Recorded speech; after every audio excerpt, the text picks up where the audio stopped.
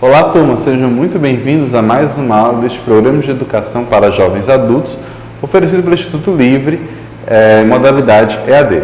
Meu nome é Roger Medeiros e eu sou professor de artes de vocês, ok? Então, seguindo nosso cronograma, nós já estudamos aqui o teatro, a música, não é? E aí passamos agora a fazer uma análise, um estudo das artes visuais, nossa unidade 3, artes visuais.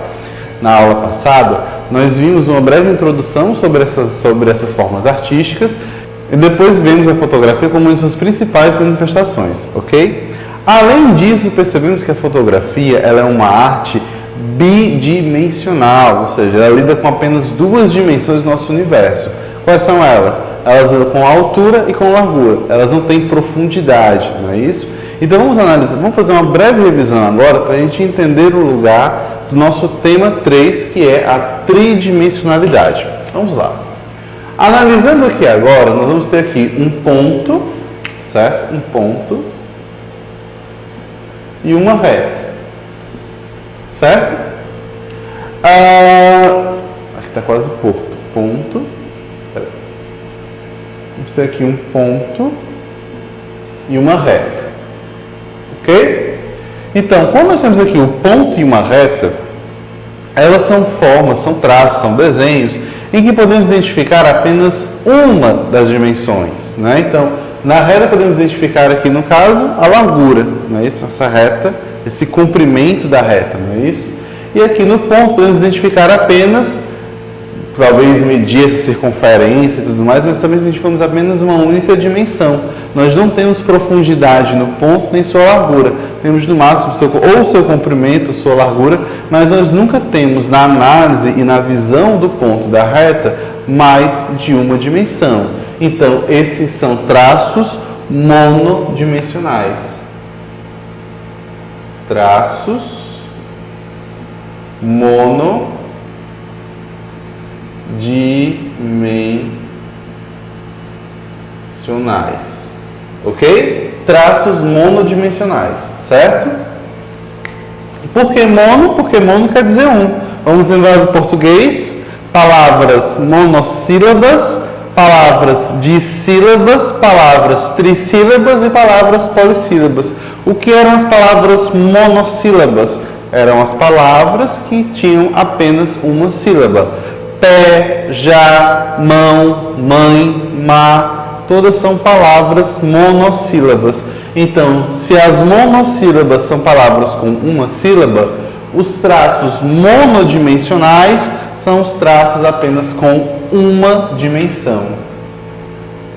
Traços monodimensionais têm apenas uma dimensão. Ok? Vamos lá. Passando agora para os próximos, vamos ter agora os traços bidimensionais. Por quê? Porque na análise, na visão desses objetos ou dessas imagens, nós podemos identificar duas dimensões: a altura e a largura. Altura e largura. Ok? Então aqui são traços bidimensionais. Tem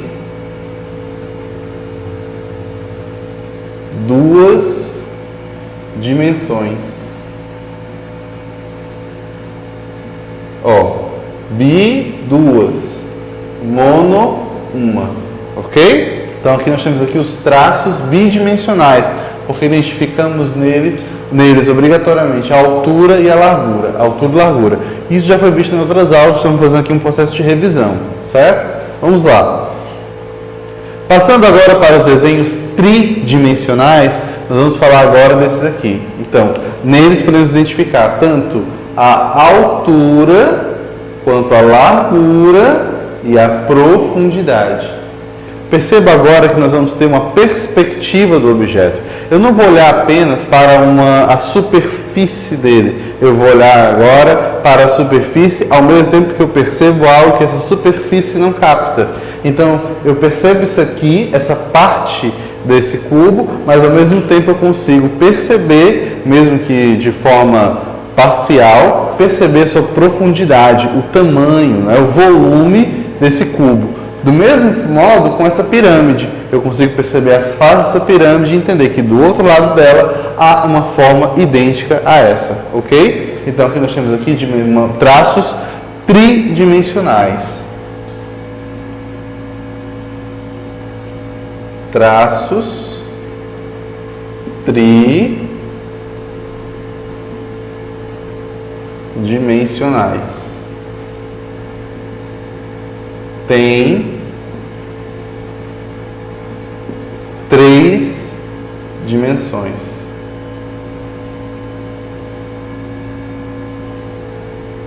Ok? Ó, 3, certo? Então, os traços tridimensionais e os traços, aqui, e os traços, nós vamos ter aqui então, os traços tridimensionais, bidimensionais e monodimensionais, certo? Para produzir imagem, necessariamente, para que a gente produza algo que nós podemos compactuar como imagem, não é? Nós não vamos utilizar os traços monodimensionais, porque a partir do momento que eles são combinados, eles já produzem imagens bidimensionais. Perceba, coloquei aqui um ponto. Então é uma imagem monodimensional. 2 pontos, então tenho 2 traços monodimensionais. No entanto, quando eu faço isso, eu coloquei agora uma curva, que é uma variação da reta, não é isso? Eu coloquei aqui uma curva, eu já tenho altura e largura. Percebam que essa forma pode variar, eu posso fazer isso. Então eu tenho uma largura menor aqui e uma possível mesma altura. Entendeu agora? Eu posso ter uma altura ainda menor e uma largura maior. Então perceba que a partir do momento que eu já começo a articular traços monodimensionais, eu começo a produzir também imagens bidimensionais, não é isso? Então todos esses exemplos são exemplos de imagens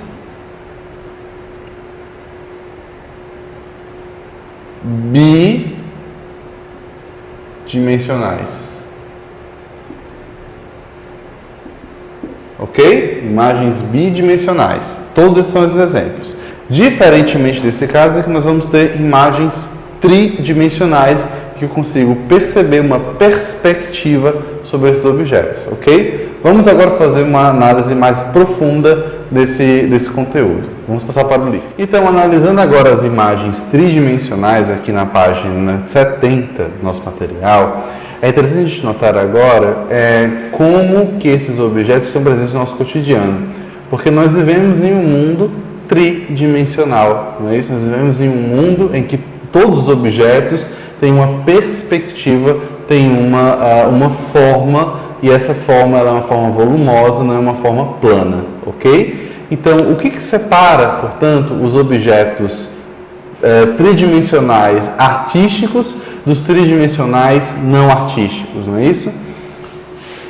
Vamos pensar primeiro na sua utilização e na sua forma, né? Então, uma caneta, como esta, por exemplo, é um objeto em forma cilíndrica, né, com algumas variações em vez de sua forma, por conta do design do objeto, mas é um objeto cilíndrico, ou seja, ele tem uma constituição em 3 dimensões, então conseguimos identificar altura, largura e profundidade, certo? No entanto, não é um objeto artístico esse pincel, não é isso? Esse pincel caneta.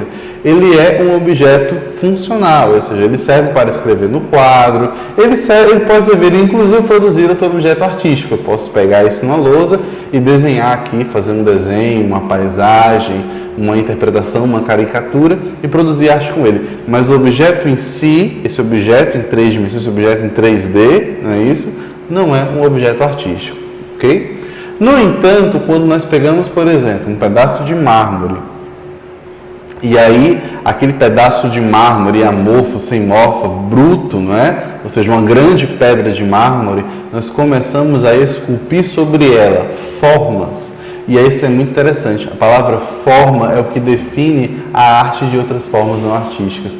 Quando eu defino para esse objeto uma forma, e essa forma tende a retratar, a discutir, a transmitir uma visão de mundo, nós temos aqui uma forma artística.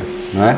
Então, o que determina um objeto em 3 dimensões, um objeto tridimensional, ser artístico ou não, é o trabalho que é realizado com ele e a forma e a função que é dada a ele. Não é?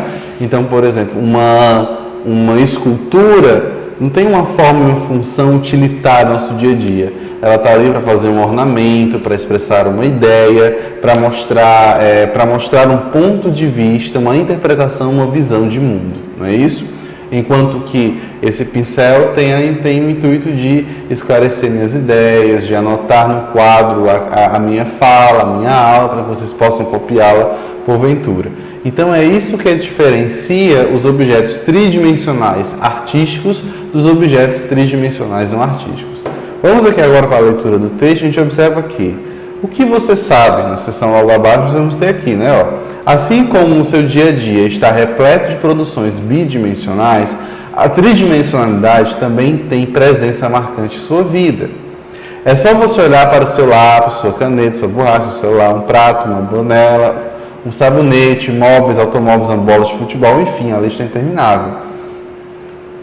Observe a imagem a seguir que mostra uma escultura famosa. Essa obra, embora esteja aqui reproduzida de forma bidimensional, por ser fotografia, é na realidade uma obra tridimensional. Ora, como assim, professor? Por ser bidimensional e é tridimensional? Bom, essa obra aqui se chama Eros e Psique revivida pelo beijo de Eros, né? Uma escultura produzida por Antônio Canova, e ela está originalmente exposta no Louvre. E, bom, nenhum de nós está na França nesse momento, muito menos dentro do Museu do Louvre, para a gente presenciar com nossos próprios olhos, bem de perto, essa escultura, não é isso? No entanto, graças à tecnologia e graças à fotografia, nós podemos retirar uma imagem com as máquinas fotográficas e reproduzir para tentar simular a experiência de apreciar uma escultura de perto. Então veja que aqui, por mais que seja uma imagem bidimensional, ela simula, lembrem da aula passada, ela simula um objeto tridimensional, não é isso? E aí a gente consegue observar a profundidade, que é o traço distintivo entre a bidimensionalidade e a tridimensionalidade, ok? Então observem aqui na imagem que a própria disposição da luz na fotografia já denuncia a profundidade na perspectiva da fotografia. Não é isso? Percebam que o Eros, que é o anjo que carrega, né, que procura beijar a Psique, né, que é o Eros, não é isso? Por isso que vem a palavra erótico, vem do deus grego Eros, que era o deus grego da paixão, da beleza, não é? E aí a palavra erótico, eroticidade, vem dessa palavra grega Eros, certo? Então aqui vamos perceber que o pé do Eros está mais escuro em relação ao corpo da Psique. Significa reconhecer que a luz bate primeiro no corpo da Psique e que gera uma sombra, projeta uma sombra sobre o pé de Eros. Isso já é um indicativo de profundidade. Percebam aí, essa profundidade está marcada na fotografia pela zona de iluminação dela. Isso é muito interessante. Então, ao observar essa imagem tridimensional, além das relações de altura, largura e movimento, nós podemos também perceber texturas, não é? Ora, embora tudo seja feito de mármore, ou seja, mármore é pedra, não é isso? Nós conseguimos perceber que o artista conseguiu reproduzir as texturas do chão, da rocha, não é? Conservando ali, se a gente observa mais de perto, a gente percebe aqui essa porosidade da rocha para tentar simular o chão, ok? E aí a gente compara isso, não é? Se temos para a rocha a porosidade, a superfície lisa, não é? Marca aqui esses objetos que são mais orgânicos, né? Que tem mais a ver com a cultura, no caso a cultura grega, né? Então perceba aqui, por exemplo, que o lençol que cobre as partes íntimas da psique, não é isso? Ele é um lençol que ele tem a gente percebe uma textura mais leve, ele é liso, não é isso? Ele cobre o corpo da psique, realmente como se de fato fosse um pano, não é?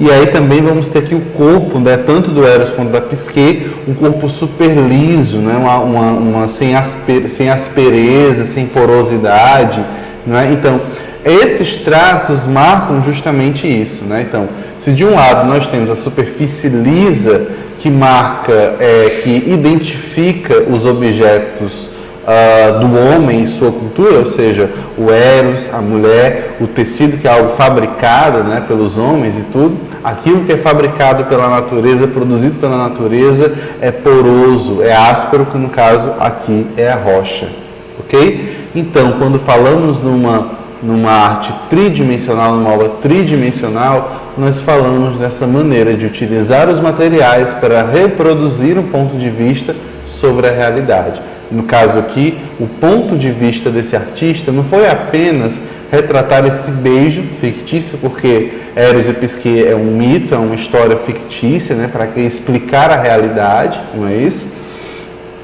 Mas, sobretudo, para mostrar o lugar do homem em relação ao mundo, né? O lugar do homem é um lugar liso, perfeito, né? Perceba que não há imperfeições nas peles de Psique nem de Eros, né? Ao passo que a rocha, ela é esculpida de qualquer maneira, ela é porosa, ela é áspera. Então aqui nós temos uma valorização da figura humana sobre a natureza, certo? Então, nessa perspectiva, temos também esse ponto de vista do artista, que no caso aqui é o Antônio Canova, certo? Essa obra aqui, ela é de 1787, foi produzida entre 17 e 1793, ou seja, século XVIII. Então, ela tem aí mais de 300 anos no mínimo, desculpe a minha matemática, né? Essa obra do Antônio Canova, ela é uma escultura, ou seja, ela é uma forma de arte visual em que utilizamos imagens tridimensionais, não é isso? Ou seja, reproduzimos a realidade a partir do material que nos é apresentado. E nós não podemos apenas reproduzir a realidade, podemos reproduzir determinadas ideias, não é? Então, se a escultura dos séculos XVIII, XIX e XX buscava ser uma escultura realista, que reproduzisse a realidade a partir dos materiais de que dispunha, né, ou de que dispunham os artistas, a arte do final do século XX até o século XXI é uma arte mais abstrata. Ela procura explorar a plasticidade do material, procura explorar as possibilidades de percepção dos materiais e, acima de tudo, procura explorar determinadas ideias, certo? Mas, acima de tudo, se a escultura é antiga, moderna ou contemporânea, o fato é, nós temos uma arte tridimensional. Se a gente compara com as outras artes visuais, ou seja, a gravura, a fotografia, o desenho, são bidimensionais. Embora elas possam simular objetos tridimensionais, elas são essencialmente bidimensionais. A escultura não. A escultura são objetos tridimensionais que podemos, de fato, tocar e sentir a altura, a largura e a sua profundidade, certo? Vamos passar agora para a atividade 1 na nossa unidade do nosso tema 3, certo? E aqui vamos fazer primeiro, ele diz para nós observarmos as esculturas, a montanha azul e a portadora de perfume nas próximas páginas para responder as questões. Elas se encontram precisamente na página 72, certo? E 73, ok? Vamos lá. Então aqui nós vamos ter aqui Cassiporé Torres, a montanha azul de 1965. Lembra que eu falei que a arte do final do século XX, nesse nosso século XXI, ela resolve sair da natureza morta, ou seja, essa reprodução fidedigna à natureza, e passa agora a explorar os materiais, a sua plasticidade, a explorar as ideias e como é que esses materiais conseguem reproduzir e dar uma forma material a essas ideias, ok? Vamos observar agora aqui essa escultura chamada Montanha Azul, escultura em ferro, né? Então é interessante também notar esse ferro. Então, já de início a gente consegue observar aqui zonas ásperas, né, em que o ferro parece que não foi lixado o suficiente, e zonas aqui mais lisas, um pouco mais lisas, que contrastam aqui. Então temos já esse primeiro contraste entre zonas lisas e zonas ásperas, não é isso? Em contrapartida, nós também vamos ter alguns objetos que lembram vigas, não é? Ou seja, vigas, cabos de aço, né? Que se amontou nessa única peça, não é isso? Então temos aqui vigas, cabos de aço, o que mais podemos identificar? Espécies aqui de placas de alguma natureza. Então a Montanha Azul nos parece um grande amontoado de objetos de metal, não é isso? Que foi colocado juntos de uma maneira sem muita organização, sem muita forma, mas que, no entanto, formam de fato um amontoado, né? Parece mesmo uma rocha natural, uma rocha criada pela natureza, não é isso? A segunda imagem, e aqui vamos fazer, mas antes vamos passar aqui para essa pequena leitura sobre o autor, né? Escultor, desenhista e professor, nasceu em 1935 em Araçatuba, São Paulo. Na primeira Bienal de Arte de São Paulo, em 1951, foi premiado com uma bolsa de estudos na Europa, retornou ao Brasil em 1953, porém logo foi a Paris, França, não é? Onde se dedicou ao estudo de obras abstratas. Utiliza em suas produções geométricas materiais como bronze, ferro e aço, geralmente em grandes dimensões. Algumas delas estão sendo expostas em museus e espaços públicos de várias cidades, como em São Paulo. Na segunda imagem, né, que nós vamos ter aqui na página 73, vamos aqui observar a portadora de perfume, ok? Nela nós temos aqui um material que é diferente. É um material em bronze e ele é liso, né? A gente percebe que houve um polimento, né, sobre esse material. Então a gente observa esculturas lisas, curvas, né? A gente não consegue observar retas, a não ser no pedestal, em que apenas um pé dessa carregadora de perfume está apoiado sobre esse pedestal, ok? Fora isso, todas as formas são curvilíneas, né? A gente tem aqui o arredondado dos seios, da cabeça, dos ombros, dos braços, não é? O arredondado das coxas, do ventre, das pernas. E aí vamos ter todas as formas que são mais arredondadas e que se aproximam da realidade, ou seja, reconhecemos com clareza uma figura feminina por conta dos seios, não é isso?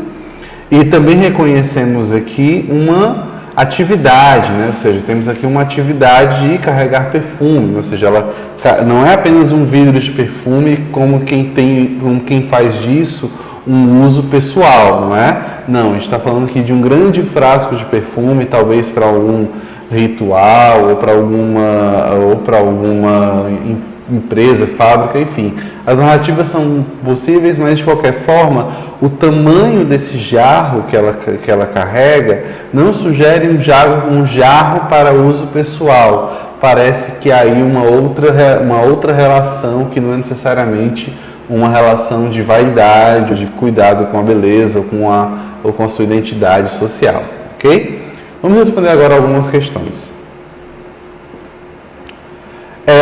Qual delas é abstrata e qual delas é figurativa na questão 1 e por quê? Bom, a primeira figura é abstrata, né? A figura da Montanha Azul. Por quê? Porque nós não temos ali uma relação. O que é algo figurativo, né? Melhor dizendo. O que é algo figurativo? Figurativo é aquilo que se aproxima da nossa percepção da realidade. Então, por exemplo, eu posso reconhecer como figurativo a silhueta de um cachorro, não é isso? Por que é algo figurativo?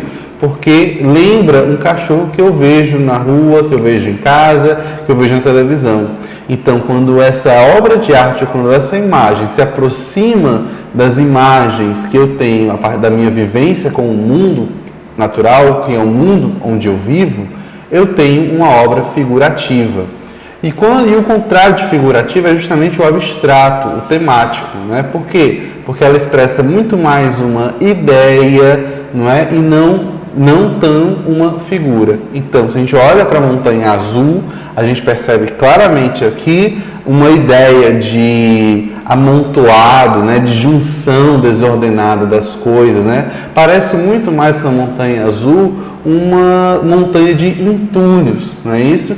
Então, o artista querer explorar essa ideia do amontoado, do entulhado, desse monte de materiais de construção que ficam sobrando, por exemplo, nas ruas, depois de uma grande construção, não é isso?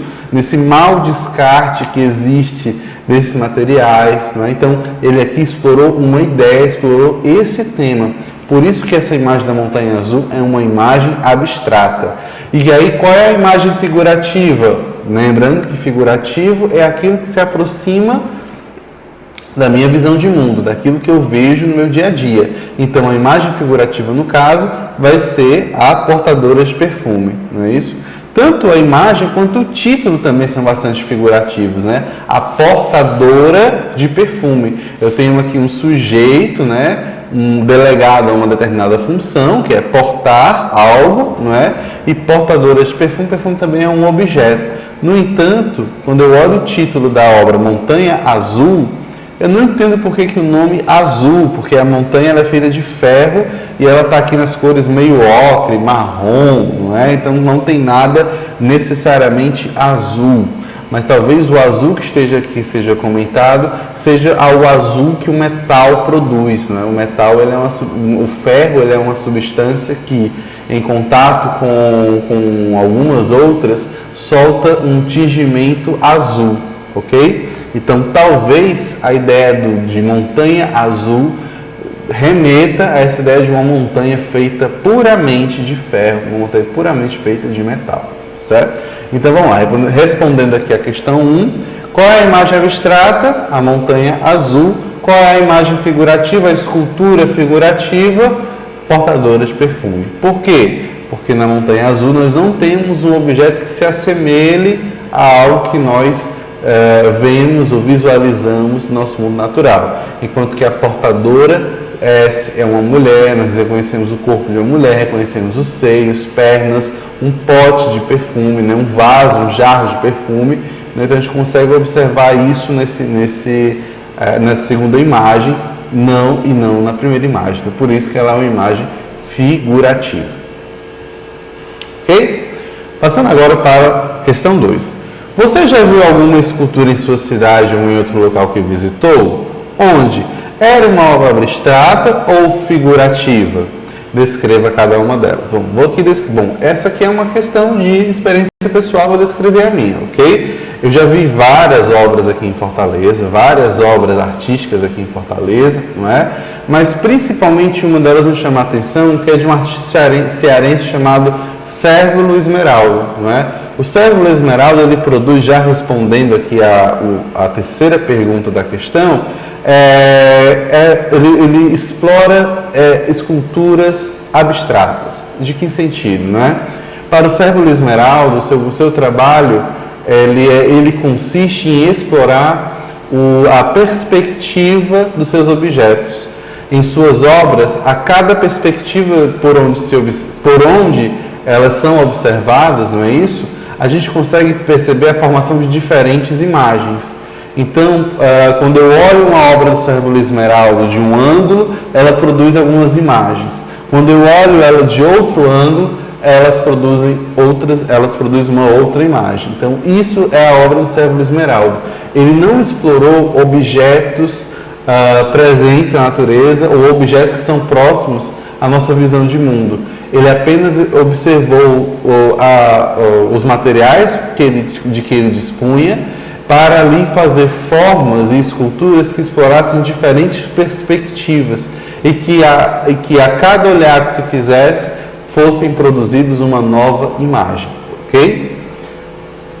Então, sim, e aí onde eu vi isso, nós temos a obra do Cérvulo Esmeralda, por exemplo, nos dois campos das universidades estadual e federal que será. Na UFC nós temos uma composição com vários losangos, né, que formam uma espécie de túnel e que a cada ângulo vão ali mostrando uma tunificação, digamos assim, diferente, né?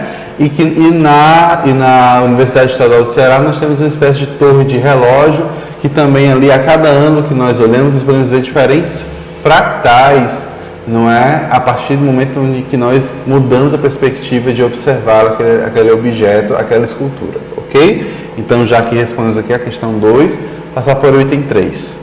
Então, você conhece em sua cidade ou região alguém que faz esculturas? Como são os trabalhos desse profissional? Bom, aqui no Ceará eu conheço o Descartes Gadelha, que além de pintor, ele também é um escultor e que produz com bronze e outros metais também esculturas, normalmente de cunho religioso, né? Então, são trabalhos mais figurativos nesse caso, ok? Ele retrata figuras religiosas, retrata ali principalmente as figuras de Antônio Conselheiro, né? Imagens sacras, mulheres, né? Então há todo um trabalho em relação a esse tema, que é o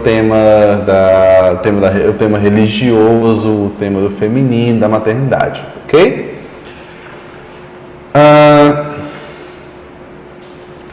Vamos passar agora para a atividade 2, que consiste em observar, refletir e descobrir significados, ok? No item 1, vamos lá, na página 75, certo? Vamos observar aqui. Observe e compare as obras de Sônia Ebeling e Constantine Braccucci. Eu queria falar italiano, desculpa. Observe e compare as obras de Sônia Ebeling e de Constantine Braccucci e responda as questões.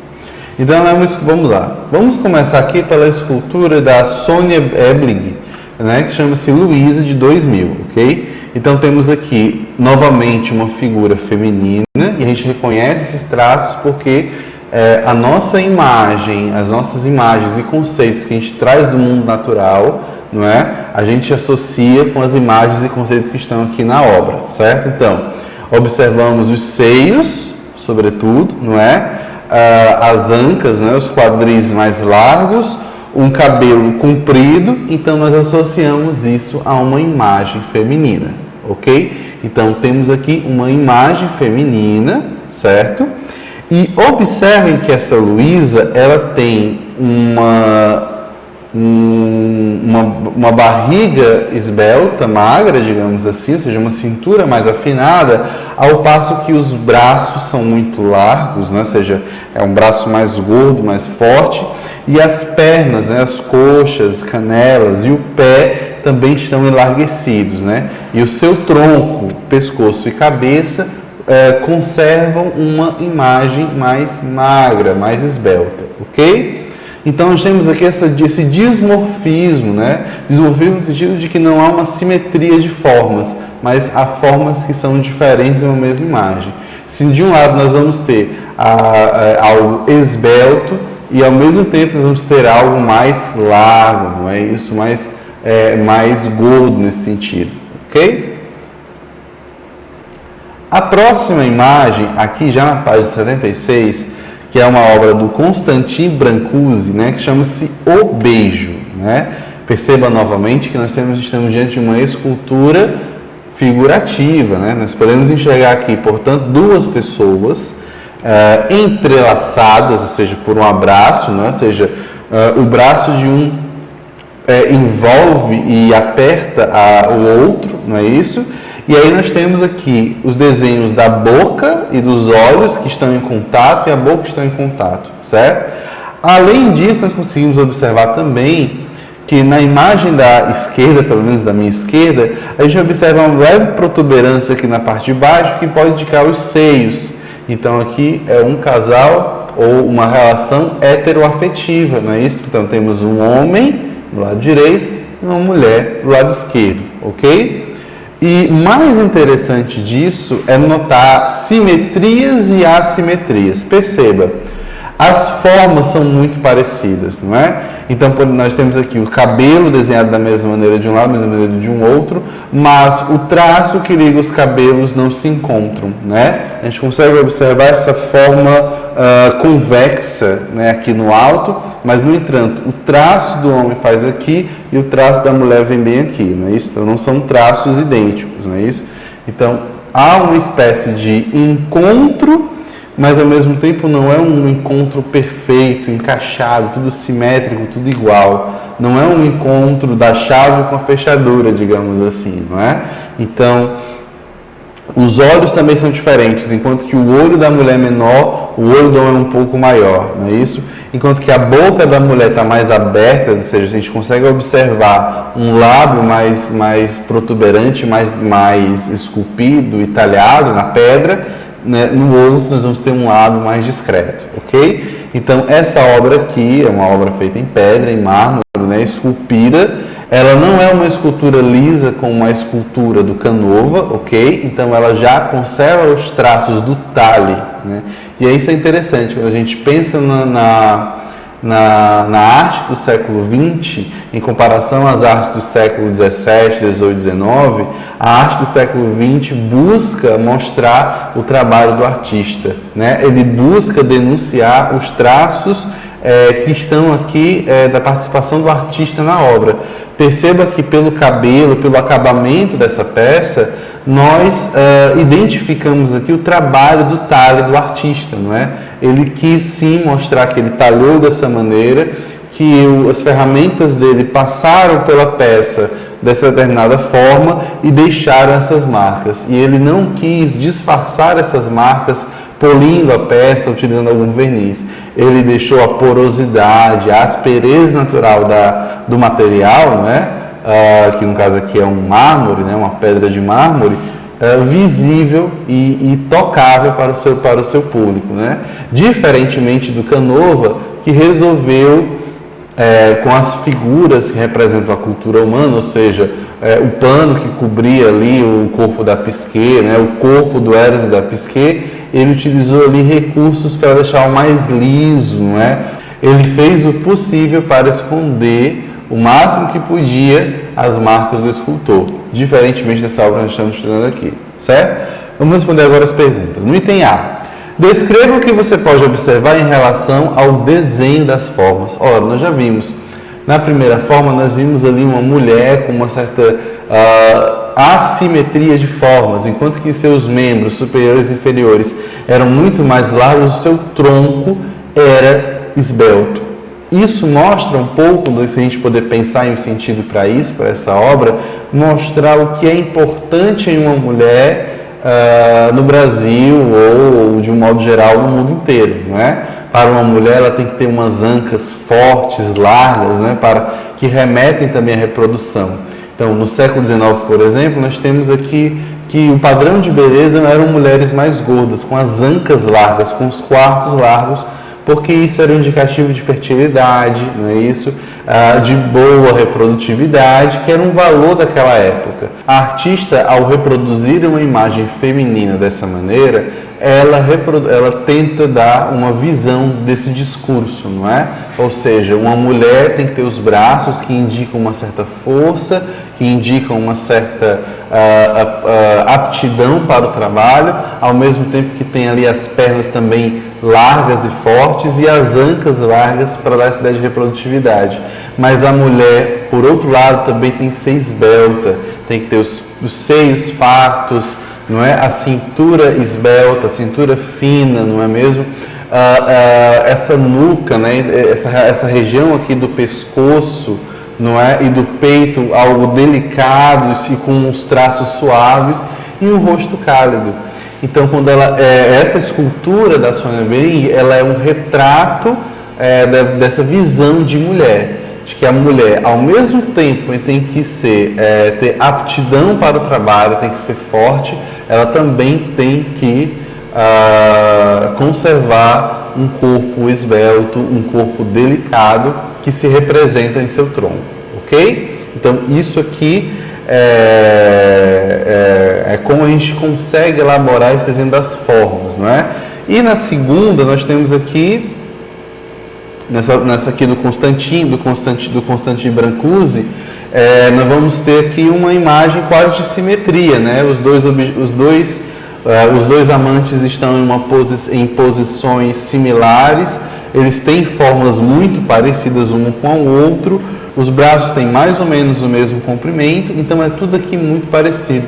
O beijo foi retratado como um encontro quase perfeitamente encaixado, não é isso?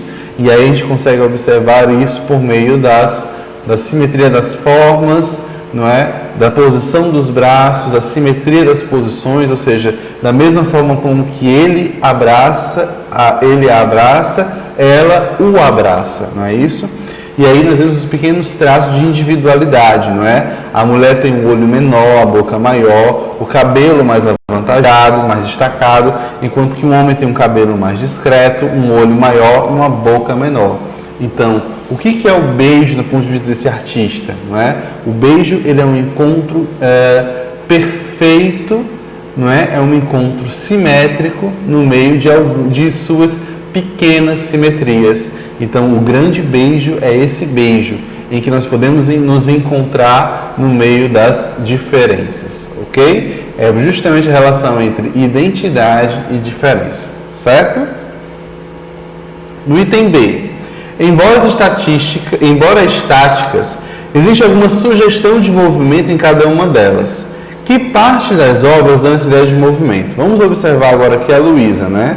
A Luísa tem aqui o seu pé colocado aqui, parece que ela observa e ao mesmo tempo aqui com o seu pé levantado, dá essa ideia de que ela está observando as pessoas enquanto caminha, faz uma espécie de caminhada. E no caso do beijo, nós temos aqui o entrelaçamento, né, de quando dois amantes estão se beijando, né, ali naqueles amassos, os braços tendem, né, a roçar e a esfregar-se uns aos outros e também sobre as costas um do outro, né? Então aqui são os elementos de movimento dessas peças, ok? Vamos agora para o item 2, que nós vamos fazer algumas pequenas reflexões. Imagine uma nova praça será inaugurada em sua cidade. Crie em seu caderno desenhos para uma escultura que ficará exposta nela. O tema fica à sua escolha, ok? Vamos fazer algumas observações para a produção dessa obra, certo? A primeira delas é a observação, em que nós temos que criar uma escultura com base numa experiência. Nós vamos fazer uma pesquisa sobre isso. Então, eu quero fazer uma escultura sobre as pessoas que habitam aquela praça. A minha escultura vai retratar essas pessoas. Então, eu vou fazer uma pesquisa sobre os materiais que eu acho que vão ser necessários para aquela obra. Vou fazer uma pesquisa sobre as referências e formas que existem na bibliografia da arte, na bibliografia em torno da arte da escultura, para encontrar uma referência ou um estilo de escultura específico para aquela obra, não é? E eu vou fazer também uma observação do lugar, né? Eu tenho que saber se a minha obra cabe naquela praça, se ela realmente vai ter um espaço adequado ali naquela praça. Então, eu preciso ajustar a escultura ao lugar onde ela será exposta, não é isso? Nós vamos também até a memória, ou seja, tem que realizar o trabalho lembrando-se do que eu já conheço, né? Então, assim, ao esculpir algo, eu preciso sempre fazer um exercício de memória e imagem, né? Então, se eu quero esculpir, por exemplo, o rosto de uma pessoa, eu tenho que ter decorado na minha cabeça ou minimamente ali uma foto para poder esculpir isso naquela pedra ou qualquer outro material. E a imaginação, que é de fato, a imaginação é onde entra o estilo do escultor.